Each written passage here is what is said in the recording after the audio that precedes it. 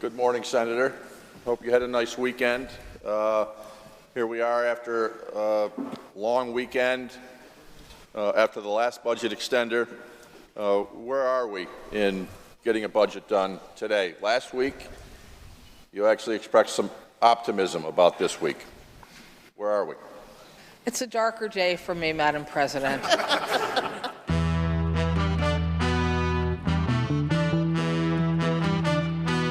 I've also declared war on potholes, so here's the first shot across the bow.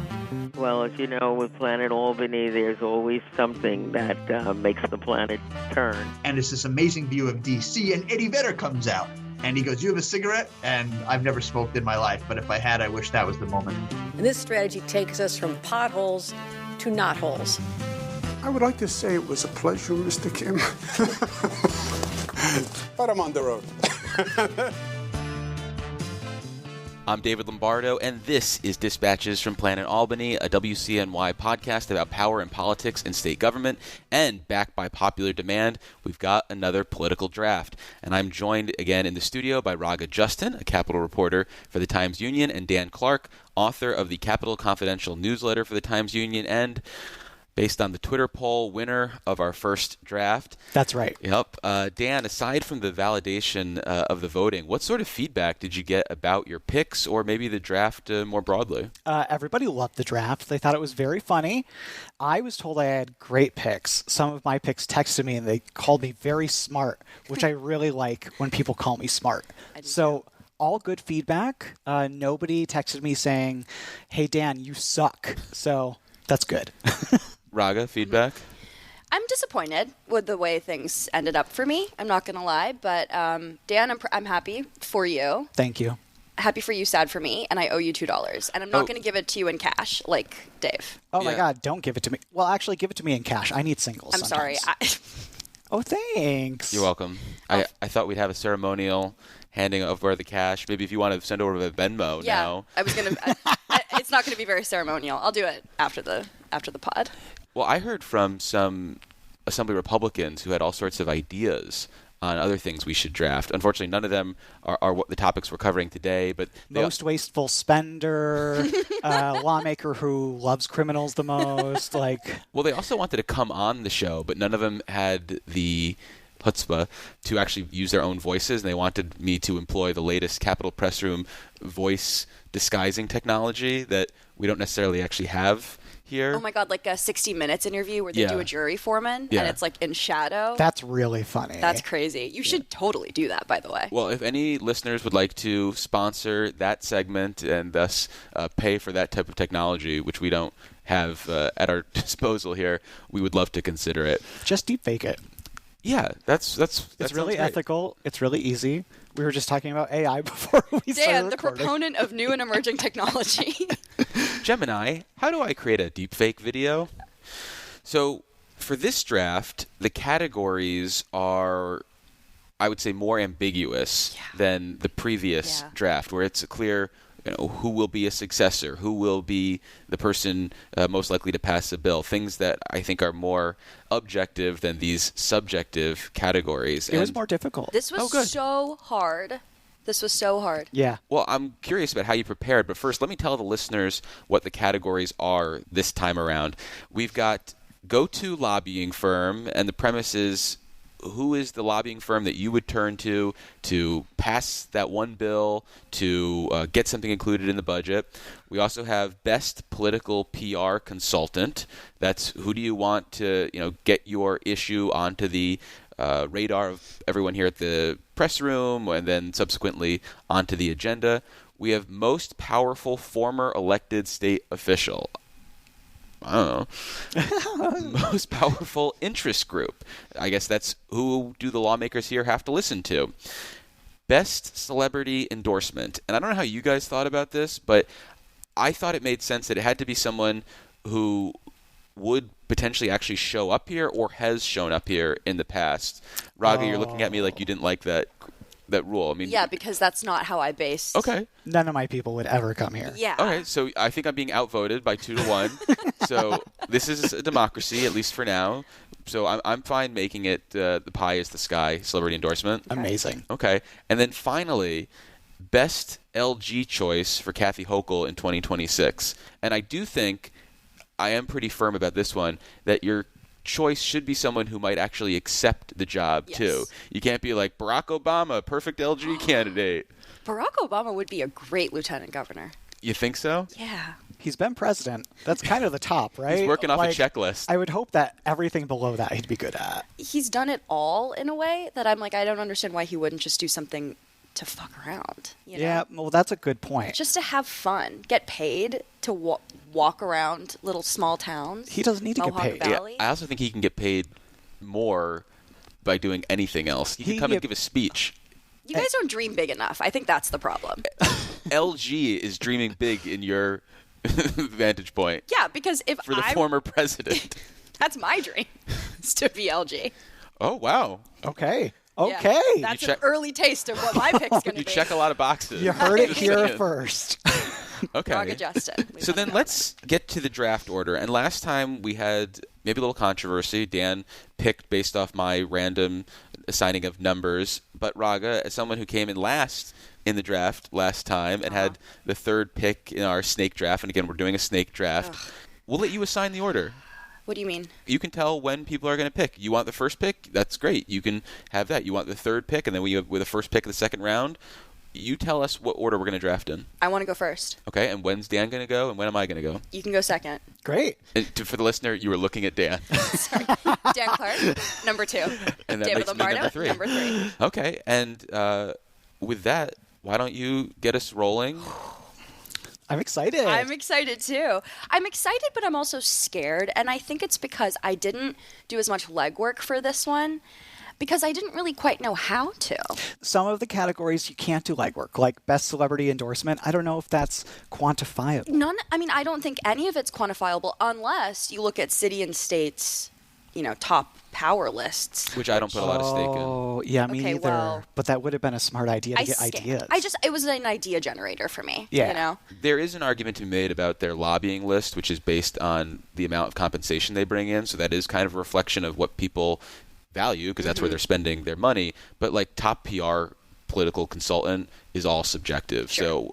It is helpful as a list to cull through and be like, oh, I didn't even think about that person, and so on and so forth. But hit or miss. Like top Queens officials, it's like, oh boy. Right. Some of them I think are just random categories, but I agree for the lobbying. Who bought some ads in city and state? Right, brings in some money. Yeah.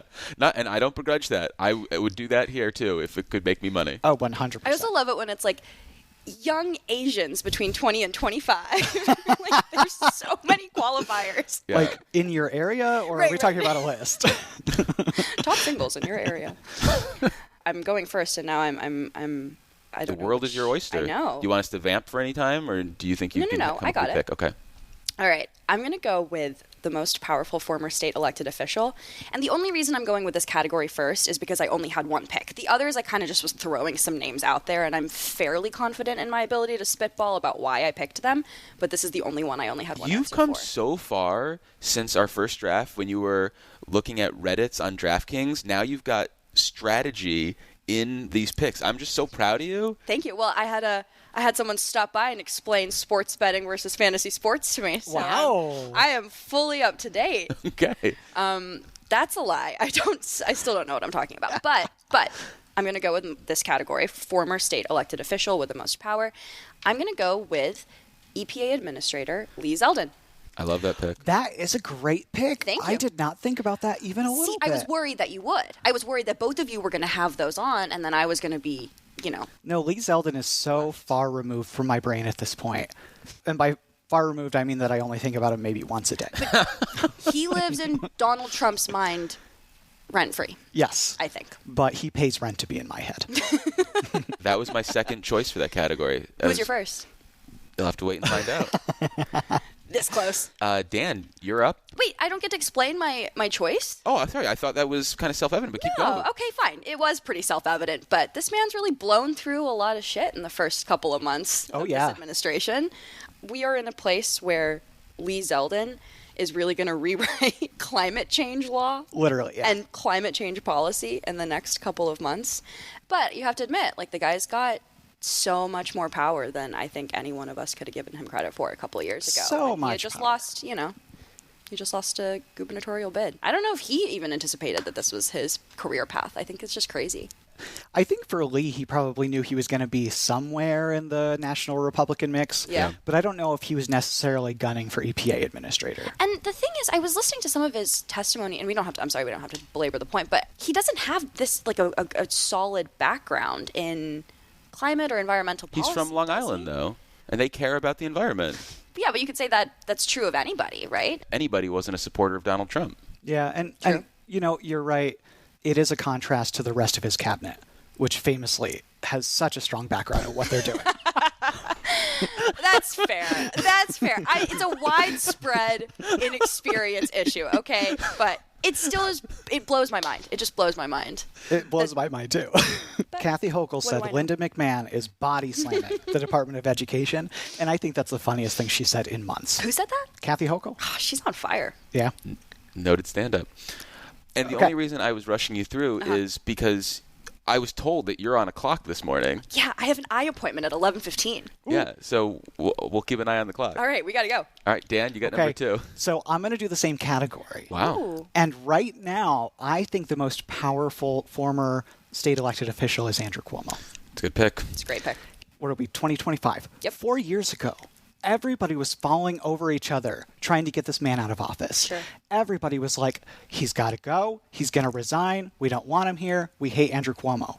And now, 4 years later, Andrew Cuomo is running for mayor of New York City. And every Democrat that you ask, well, every high-profile Democrat that you ask about him is like, we'll leave it up to the voters. I don't know. I guess he could be mayor.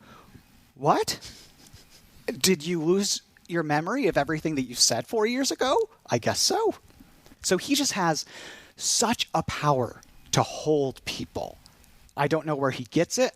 He has a lot of charm, a lot of charisma, but I think that he's very influential, is what I would say. The thing about power, too, is it's kind of hard to define. Because Yes. when you were talking, I was like, is it resiliency? Is it just like knowing how to play your cards right? Which would mean like a good sense of timing and political tides. I don't know. He's very good at rebuilding relationships. Okay. Well, to that point, some of the people who called on him to resign 4 years ago or said his behavior was abhorrent are now backing him. I think at the head of the Brooklyn Democratic Party right now. Right. You put those quotes side by side, it's like, oh, you must be talking about a different person from 2021 than 2025. So for my first pick, I am going to go with one of the ones I feel the strongest about. I don't think it's maybe on anybody else's board, but best LG choice for Kathy Hochul, I'm going to go with Queensborough president. Don't keep going. I will keep going. That was a sigh of relief. Okay, Donovan Richards. Woo. That's a good one. That's a great one. I think Queens is an important electorate moving forward. It might be simplistic, but he's also a person of color, and I think that adds some important diversity to a potential Hochul ticket. But primarily, I think about him as being akin to gas. And gas will occupy whatever space it fills. Sure. And I think he would be up for the moment and looking at the landscape of people who would be good choice, but also would accept it. I think he could see this as a potential stepping stone to being the next governor, whether that means by some sort of scandal and you just take over or running for it one day. I'm also having a hard time getting excited about any other candidates who I think would actually accept this job. So that's why he's my choice at this point. But I could totally accept some other pitches in this area. Well, you're going to get two of them. Yeah. Good. I think that's a good choice, though. Right next door to Nassau County, big battleground, geographic diversity. I think that's a solid pick. I appreciate that. So I'm going to go now with best celebrity endorsement because I kind of feel like all my other picks are going to be sticking around. I don't need to jump on them. But Jay-Z. Oh. And okay. The reason I'm going with Jay-Z is because, one, he is not a stranger to state government. He has been someone who's made his presence known on progressive criminal justice issues in the past. He is interested in the casino space to some degree. So he's clearly someone who recognizes that there are opportunities in state government to influence things that he cares about. And I think with the lawmakers that we have right now in Albany, that he resonates more than someone like Taylor Swift. I think you'd be surprised at the population in New York I'm talking about Swifties. The legislature. Famously, Ed Raw is a Swiftie. That's So true. you're saying famously white Republican lawmaker from Long Island. I do think, actually, that the white Republican lawmakers love Taylor Swift. Yeah, but I also think that if you want someone who's going to move the needle, you don't need to appeal to the Assembly and Senate Republicans. Sure. You need to appeal to the Assembly and Senate Democrats. The only issue I think in my head now, and this is more of a reflection of me getting old, is that there are younger and younger members here, and Jay-Z might not resonate with them the way Drake or somebody else more current. Kendrick Lamar Okay, over Kendrick Drake, Lamar. There for you go. sure. Okay. But I think I worry about this being too old of an endorsement. I mean, the Blueprint album, I think, came out before you were alive. I don't know what you just said. Exactly. Is Drake too old? I think he may just be on the losing side of this riff with Kendrick Lamar that even I'm cognizant of. Oh, well, yeah. So, As if I know that. Peter, As do you if wanna- I can know you hit anything restart about that one for me? conflict. We started talking about pop culture, and I was like, don't look at me. Okay. Dan, the Wait. snake is back around to you. Okay. What? Never mind. I forgot how the snake worked briefly. Snake. Snake. I'm actually going to... The thing is, I want to hear more about the LG picks from both of you. What was yours? Donovan Richards. Right. And I want to hear Or Donovan what Richards. Raga says for hers before I do mine. Okay. I'm going to go with the same category, most influential celebrity, just mentioned, Kendrick. I know nothing about Kendrick Lamar. Literally zero things, except that he did the Super Bowl halftime show. Yeah, it looked great doing it, too. I didn't watch it. Okay. But after that, and it was very, to me, I didn't watch it. Not a big deal for me. But after that, everybody was talking about it. Yeah. And I was like, oh my God, I guess Kendrick Lamar is a big thing. So I just feel like everybody likes Kendrick to some degree. You're just riding his coattails to the top. Yes. No, 100%. Okay. I respect that. Word of mouth. Yeah. All right, Raga, you've got 2 picks now. Word of mouth, and this guy performed at the Super Bowl. I'm hearing a lot of good things. This guy's a real up-and-comer. Not like Taylor Swift. I mean, come on. Right. To clarify, I'm not a Swiftie. All right, I'm going to go with my ideal LG choice. Okay. And I'm going to go with Brian Cunningham. Oh my gosh. Okay, so this is so good. Okay. Thank you. I think it was pretty good, too. Yeah. I can't take credit for it. This isn't something I came to. It was something... my prep work for this was just asking questions to other people and picking... I'm shamefully, blatantly plagiarizing other people's choices right now. A man of color. He's downstate. Brooklyn? Yes. Flatbush, I think. Assembly? Mm-hmm. He's very affable. Mm-hmm. He always says hi to me when he walks by my office, which I personally appreciate. Yeah, I think he'd be good. He's trying to raise his profile right now. You know, I agree with that too, and it's not based on anything I've actually read or heard about. It's based on the fact that he's got a specific social media person following him around. Oh. He's got a videographer. What? With professional sort of equipment. Interesting. Yeah, I don't know too much about this. I haven't directly asked him, but I think my understanding is that he's trying to boost his social media presence, and to me that only means one thing. Right. There's a higher office in your future. Okay. All right, what do I do pick next? Again? Yeah. I love the snake. This is when the snake works out in my favor. All right. Oh, God. Okay. I'm going to go with the most powerful interest group. Okay. And, Dave, I should have asked you to clarify what interest group meant. But I'm just going to say my pick, and if it's wrong, it's wrong. Okay? I'm going to go with the Greater Hospital Association of New York. That is a great choice. Thank you. Hospitals, big. Maybe you guys have heard. You guys heard of the Greater Hospital Association of New York, Kenneth Rasky? Bigger than Kendrick Lamar, you would say. I don't know. Again, one performed at the Super Bowl. One sort of performs in Albany. I don't know. Performance is low, I would say. I think the fact that they've got this much power, this much influence, and a lot of money changing hands, I mean, it's crazy that, you get lawmakers who are like, we don't even know what happens to the money we give them. Like, there's kind of no public accounting or transparency of it. And it's something that concerns, from what I've heard, a lot of folks in the Assembly and maybe the Senate. The people I've talked to have been in the Assembly. Like, where does the hospital money go? And it seems like the person running interference on, us knowing about that are these big, powerful hospital associations, including and maybe typified by the Greater Hospital Association of New York. That is such a great pick. Thank you. All right. I'm next in the snake, I think. You are. So you did your LG pick, so I'm going to do my LG pick. Okay, I'm excited. And I got to say, it's the third on my list, now that I thought about it a little bit more. And what was it, the best LG pick or the most likely LG pick? Ideal? Well, it's best LG or ideal LG candidate, but with the caveat that they might actually accept it. I think former Assemblyman Michael Blake would be a great LG pick. He would definitely take it. Isn't he a mayoral? He's running for mayor right now. Today. Yeah. He was running for DNC chair a few days ago. Right. He's a DNC vice chair. He worked in the Obama administration. Okay. Certainly has the credentials, and he is hungry to come back into politics, apparently. Do people like him? He is also hated by some people. Okay. Well, polarizing. It's nothing new. Yeah. But not what you want on the LG ticket, where first and foremost, do no harm.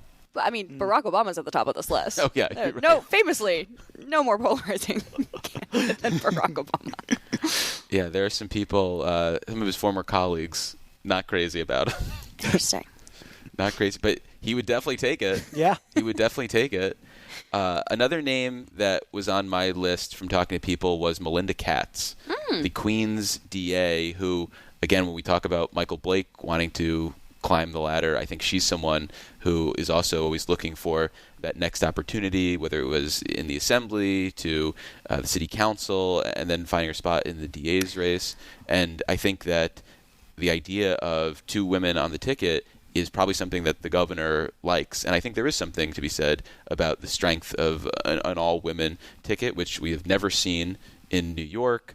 But it was my turn now, and I'm going to go with powerful interest group. And I'm going to go with the building trades in New York. And the reason is because they have so much pull with the state legislature, a legislature that seems always willing to go to bat for the construction unions in terms of adding prevailing wage to different projects in the budget, whether it's green projects, brownfields, and standalone legislation. And now, as part of this year's budget, there's the conversation about lowering the threshold for when prevailing wage applies. I think the only pushback I might give myself on this is that the governor is sort of a roadblock to the construction unions and seems to be the one person in that three men in a room who is not necessarily willing to bend over backwards for the construction unions. Yeah, I'm going to go with building trades for that. And again, because it is a snake draft, I get to go again. And I have two that I like for go-to lobbying firm.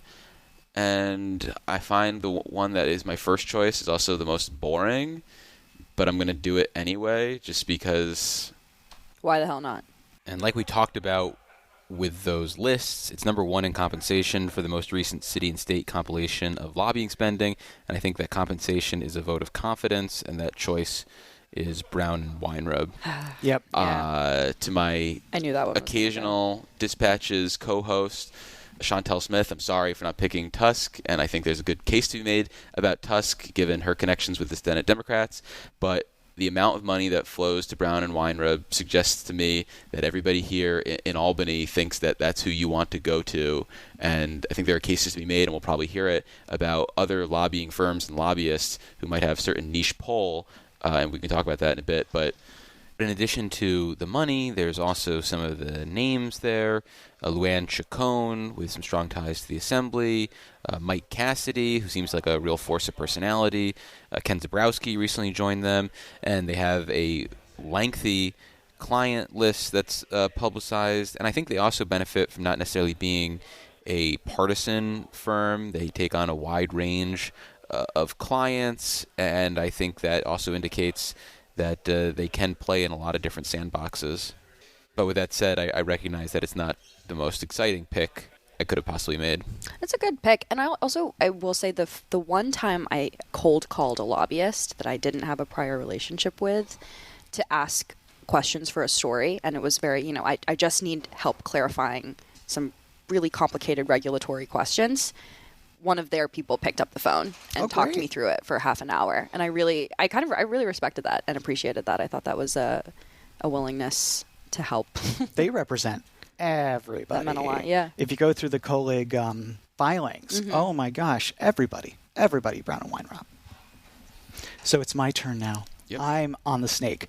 I'm going to go with the same category, and I'm going to do also a boring one, and I think the kind of obvious one, Bolton St. John's. Okay. I feel like that's the firm that always comes up in the most controversial stuff that we're always talking about. Like, I can't name one specific thing right now, but every time there's like a very divisive issue between the governor and the legislature, I feel like Bolton St. John's is in there somewhere in the mix. Parkland alienation on Long Island, when they had that big fight with offshore wind, that was their baby. It was one of their lobbyists who snuck some language in there. Oh, we're actually seeing one of our Dispatch's listeners right now poke his head in. It's Assemblymember John McDonald. Hi, Assemblymember. We're recording a Dispatch's draft right now. Are you really? Yeah. You want to pull up a seat? Fantastic. That's great. Yeah. So you're going to keep this going on? I think so. Hopefully. Did you like the first draft? I love it. Oh, Jesus. The only thing is I'm disappointed I can't run for controller to 2030 or 2034. Well, thank you for listening and your feedback. Where were we? I just picked Bolton. Oh, yeah. Number 2 firm by compensation. So. Is it? Yeah. I thought it was number 4. It is in number 2025. 2. I just checked the Colig list before this, and that's how I built my. Thought I also checked the Colig list. Interesting. Oh. Maybe we're on different lists. Could have been the number 1 pick if Melissa DeRosa was still Secretary of the Governor. That's true. That's very, very true. And I will say, I don't see Giorgio around here anymore. No. Where'd he go? I don't know. Interesting. Can't miss him. Those suits. All right. Oh, wait. Is it my turn? Do I get 2 or do I only get 1? Wait. Edit that out. Hell yeah. You already dropped an F-bomb earlier? Did I? Yeah. Like 3 times. God, they just slip out like water now. It's I know. Crazy. Just Why does easy water come, slip easy out? Go. That's Dentist appointment in 1 hour. 20-second rewind. Or was it an eye appointment? It's an eye appointment. Eye appointment in 1 hour, just an FYI. I can go blind. It's fine. I guess I'll also do the lobbying firm. Ugh, this one was hard. But this one and the PR consultant was hard. I'll go with Greenberg Traurig. Yes. Just because according to the list that I saw, they were the 3rd most highest compensated lobbying firm. They have a widespread national network as well, which, as someone pointed out to me when I was asking around for this answer, they were like, this is important. So I love that pick. thank you. No Patrick Jenkins. Well, no. Now that I think about it, that is a very good pick. He was top of mind, but I had thought when you meant lobbying firm, a bit more of an established firm versus individual. I mean, lobbyist. He is the firm, I get. But yeah, and I would say, does anyone have better pull in the assembly? I think if you look at what he was able to accomplish there the last couple of years, whether it's Sammy's Law or direct shipment of alcohol, things that I can't imagine other groups would have been as successful in lobbying. He was my number 2 choice. I really wanted someone else to pick Brown and Weinrub so that I could pick Patrick Jenkins. Change your answer. It's locked in. That's a great. I wouldn't very have even official thought of draft. Patrick. Front of mind. He lives rent free in my head. He's like Lee Zeldin for you. So you've got Greenberg. Mm-hmm. You got another pick. Okay. And you've got political PR consultant left and celebrity endorsement left. I don't want to do my most effective political PR consultant because I don't really have a good answer for that. So I'm going to see what you guys say. Okay. Just to explain my thought process. So I'm going to go with my most powerful celebrity endorsement. God, this is so stupid. I'm going to go with Joan Baez. Who? Joan Baez. Baez? The latter, yeah. Who's that? Joan Baez. Joan Baez is Well, I just saw Complete Unknown with Timothée Chalamet.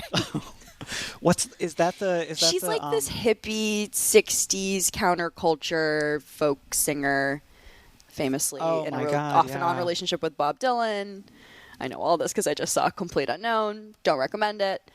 She was great in that movie. I mean, the actress that played her was great. Monica Barbaro. whatever her name is. Nominated for Best Supporting Actress. So good. Yep. And Joan seems like a great lady. And I actually researched her after that. She's from New York. I mean, I think she was born in Staten Island, raised around the city. Now resides partly upstate as well. And I think has been a pretty prominent voice on social welfare and social justice issues and environmental issues as well. I mean, she was total flower child back in the day. So, and I know we talked about the generational shift in the state legislature, but I do think there's She's in her mid-80s. Well, but there's older people too that know people who take she sympathy is. with older people sometimes. Exactly. Yeah. Exactly. And she is hip. She was just on John Mulaney's talk show on Netflix. She's hip. She's coming back. It's a resurgence of Joan. Well, it's going to be a short one. But we are rooting for Joan to Yeah. have a We're long, rooting for you, Joan. Before that day Third comes, act. she will be out here with one of those Climate Alliance groups. You know, She's the blowing clock is ticking. blowing a kazoo. You know who else is in that movie who lobbied here in Albany? Timothy Chalamet. I was just no. Pete Seeger. Pete Seeger. Oh. Yeah. See, but it's that group. It's that kind of the crunchy Pete's vibe. dead, though. Okay, yeah, but his wife is still around. No. Whatever. I don't know. I'm going with Joan. Dan, it's your pick. So I'm going to do the hard one, the political PR consultant one. Mm-hmm. And the problem is the word effective for me, because nobody is more effective than anyone else for me a lot of the time. It's more about like the relationship with me in particular. There's some personal bias to this one, probably. There is definitely some personal bias, but I don't know. I don't have a good one. The only one that I really came to mind immediately was Rich as a Party, because whenever I write 3 words about Andrew Cuomo, it could be Governor Andrew Cuomo, and that would be the whole thing. He'll call me. He knew. Right. And tell me something that I've written wrong, or that I need to include something, or that the story's great. One of those things. And it's, one, nice to have that close connection with somebody, but 2, he makes some good points a lot of the time, and he is very connected.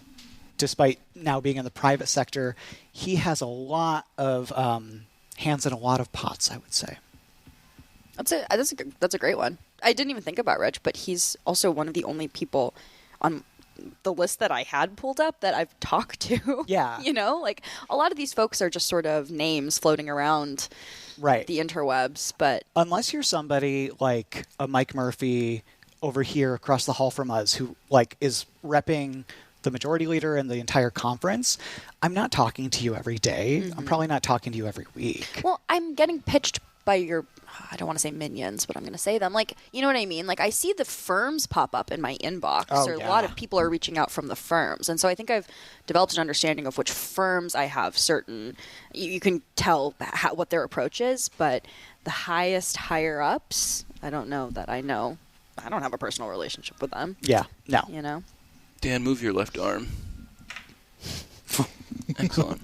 Was I just blocking Raga's face like this? Good. Circling back to the celebrity endorsements for a second, there's a category that we completely ignored. We went all 3 with musicians. Oh my gosh. And I was just thinking comedians. And we also didn't do any sports endorsements. And Josh Allen. people lose their minds for Josh Allen, would but lose their minds for Josh people lost their minds for Pedro Martinez when he was here, David Ortiz. And I think the problem is, while athletes more broadly are a big hit here in Albany, I don't know who the one person would be, since people have their different rooting interests, and then there are some people who just have no sports alliances at all. Exactly. So it wouldn't matter to you if Josh Allen, I was impressed that I pulled out Josh Allen. came in too. here. Because he's married to Haley Steinfeld. There you go. Oh, okay. Yeah, or engaged. Connections. Affianced. Yes. Gotcha. No, that's a good one. So with my penultimate pick, I'll stay in the vein that Dan was just in of political PR consultant. And again, this is going to probably reflect my personal biases, but Monica Klein. Monica is co-founder of Seneca Strategies, and the reason I am going to go with Monica is because of what she did on the home care front. And prior to the pandemic, home care was not an issue in Albany. It was not something that people were constantly talking about. The idea that there had to be what is it? Be fair to home care. Yeah, and, that one. And the idea that we should be talking about increasing their wages and how important it was not the dialogue here in Albany. And it became that in 2020, 2021, and now fast forward to 2025, and we talk about this every year. And I give her a lot of credit for being behind that PR strategy. So I'm going to go with her for best PR consultant. I think that's great. And the good thing about Monica is that she doesn't email me often. No? The PR consultants who email me like every day or every other day, it's like a boy cried wolf situation, and I do not read it. Right. They lose their luster a little. There wasn't luster to begin with, but they certainly lose it. Yeah. I was always impressed, too, listening to her illuminate me about the strings that she was able to pull behind the scenes about editorials and coverage. And, I'm here thinking I'm some big fish in a little pond, and it's like, no, Dave, you are just one cog in the machine that they are trying to make run here in Albany. Yeah. So it's that's impressive to me. With my final pick, most powerful former state elected official, I am going with Diane Savino. Oh, yeah. Yeah, I didn't think about that. Although I will say the other one that I had was Eric Adams. I don't know if that counts necessarily. So when our initial rules were being debated, he wouldn't have qualified because he's in an elected office still. So like Hakeem Jeffries wouldn't qualify because he's a former assembly member, but in now, Congress. But I like Diane Savino for two reasons. One, as somebody put it to me, she doesn't always get what she wants, but if she calls, I always pick up the phone. Yes. And then more substantively, in 2023 and 2024, when she came in to work for Mayor Adams, they were a lot more effective than he was in 2022 in terms of getting things done at the state level. So I'm going to go with most powerful elected state official being Diane Savino, former elected state official. And again, that's probably personal bias as well because I have a real soft spot in my heart for her. Yeah, I mean, she's great. Yeah. Love talking to Diane. There you go. My final pick for interest group. I went back and forth between these two, but I landed on the Business Council because they have the governor's ear. Like, they could say anything, and she will do it. Lives rent-free in their minds. Yeah, exactly. She loves business. She wants to boost business, and the Business Council is obviously the representative of that industry. So I had that, but I also had as my number 2 the Partnership for New York City, Catherine Wild. Super influential in the city, but I don't know necessarily if she has that statewide pull. So, yeah, I stuck with Business Council.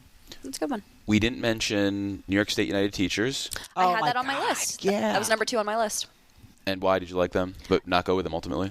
Why did I not go with them ultimately? I don't know. I just thought the hospital, the money represented in the hospitals just feels a lot bigger. Yeah. Money talks. The case that was made to me about NYSET not being the choice, I liked this line, was that it's kind of end of days for NYSET in the sense that they got what they wanted. That's exactly. Foundation aid has been funded. Right. And then also on a couple issues like charter schools, they've lost some fights, which suggests maybe they don't have that pull. And what do they want moving forward? It's like, okay, they want to reform Tier 6, but so do all the unions. So it's like, what are they asking for? But to me, that speaks very highly of their power, right? Like, they got what they wanted, so they don't have to be around as much. They don't have to trot Melinda Person out in front of all these press conferences anymore because they got everything. What do they, bell to bell? Okay, another interest group we didn't mention, 1199. Also on my list. Yeah, the thing is, like, I don't think they have as much power now as they used to for some reason. I don't know if you remember a few years ago where they had that big rally in the convention, not the convention center, but the MVP arena They brought downtown. Rakeem and someone called Fat Joe, I believe. Yeah, that is, yes. And it was huge. And I don't remember what they were advocating for that year, but they did not get it. It was, I want to say it was Medicaid reimbursement rates or something. Something like that. And Like I just remember home care. thinking, like, I wonder how much money that cost for them to, like, rent out that space and do that to not get what they wanted. But I think that they're very much near the top. So the case to be made for 1199 would be the CDPAP transition. Yeah. Bill Hammond at the Empire Center has pointed out that this is something that could really expand their workforce because it gets it all consolidated. They're on the bidding documents of the now Right. Yeah. And that's a multi-billion-dollar transition that they were able to really help push through. And I think one of the reasons why we hear state lawmakers complain about the CDPAP transition but not actually do anything about it is the fact that they are connected with 1199 and they don't want to probably publicly take steps that they would oppose. Right. But none of us went with them. No. Oh, well. Sucks to be you, 1199. Unless you want to be an underwriter. Raga, you have the last pick in the draft. All right. I'm sorry, because we're not going to end with a bang, but with a whimper, because I'm going to go with my most effective political PR consultant. I'm going to go with Neil Quatra, who I've never met. That's never spoken a good to. choice. I mean, I've been reading a lot about him. He's on Cuomo's team. He's a political veteran, as he's been described. Founder, I believe, or at least head of Metropolitan Public Strategies. Mm-hmm. So that guy probably knows a lot more about running a political campaign than I do. That's why I'm picking him. We didn't mention marathon strategies, most notably run by here in Albany by Liz Benjamin. Was anybody else on anybody's list? I had SKDK. That's a good one, too. Yeah. So that would have been a good choice for me, but now Morgan Hook is left there, and he's at Blue Jacket with Peter Kaufman, which made me kind of want to put them, but then I'm like, well, they haven't really been driving too much LG coverage lately that I think's been that impressive.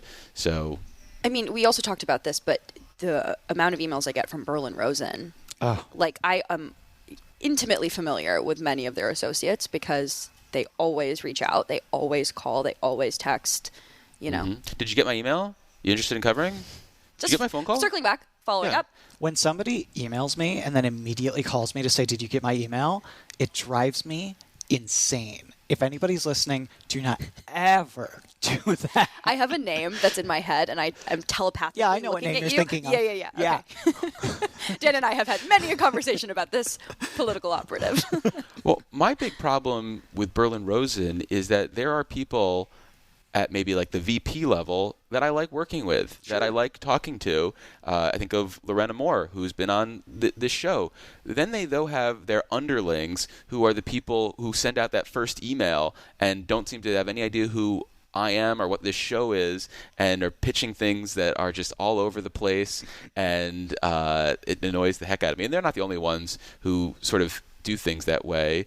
Do like a little bit of like just review on who you're pitching. Mm-hmm. People will reach out to me and they'll say, "Hi, Justin, just reaching out with a XYZ." I'm always like, you guys. People still pitch me to go on TV. It's been like a year and a half. Dan, I mean, the star presence never fades. That's true. I still shine like a diamond. Some people show up to my interview thinking it's Capital Tonight. I've also been referred to as Capital Connection. The one that benefits me, I do think, is that our call letters for my station are WCNY, which sounds a lot like WNYC. Yeah. I don't always correct people. That was too close to home. Yeah. Before we head out, let's go through our list that we've accumulated. And would you guys like it if I just read off what you have? Run it back. So, Raga, with the first pick in the draft, this is what she accumulated. Greenberg Traurig for go-to lobbying firm, Neil Quatra for best political PR consultant, Lee Zeldin for most powerful former elected state official, the Greater New York Hospital Association for most powerful interest group, Joan Baez for best celebrity endorsement here in Albany, and for ideal LG choice for Kathy Hochul, Assemblyman Brian Cunningham. Dan, who had the second pick, went with Bolton St. John's for lobbying, Rich as a Party for PR consultant, Andrew Cuomo for former elected state official, Business Council of New York State for powerful interest group, Kendrick Lamar, who he's a huge fan of, for best celebrity endorsement, and perennial candidate Michael Blake for ideal LG choice for Kathy Hochul. Kendrick Lamar, if you're listening to this, call me. Call Dan and give him 3 tickets to your next performance. Yeah. One for each of us. I was going to say thank you. You're welcome. Yeah, that's great. I thought there might just be some Times Union love there. Don't thank me. Thank Kendrick Lamar when he listens to What do you think he's pushing when he comes to Albany? No idea. Okay. Again, I don't know anything about him. Maybe it's pedophile bills. Yeah. Yikes. So I had the third pick in the draft, and I went with Brown and Weinrub for go-to lobbying firm. Then we've got most powerful elected former state official. I went with Diane Savino. Business trades for interest group. Jay-Z for best celebrity endorsement. And Donovan Richards for ideal LG choice for Kathy Hochul. How's everybody feeling about their picks now that they're in? I do feel good, but I think Raga's team is strongest. I think I'm going to be up $4 next week. Oh, we're making a bet again this time. I mean, like $2 I want to win my $2 back, obviously. Actually, I'm going to go with $3. We're betting $3 this I'm time. betting $3 this time. So Raga's going from worst to first because you were in third last time. Knock on wood. Excellent. Yep.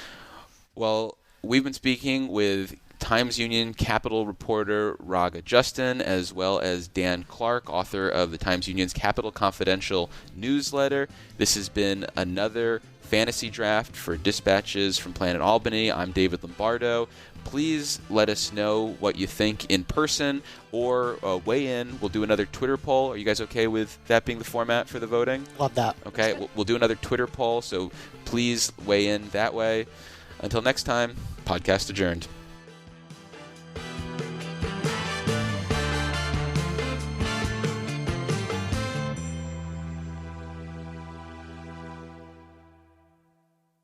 This is the kind of thing where, what's the Spider-Man quote? With great power comes great responsibility. You nailed it, Uncle Ben. Is that the one?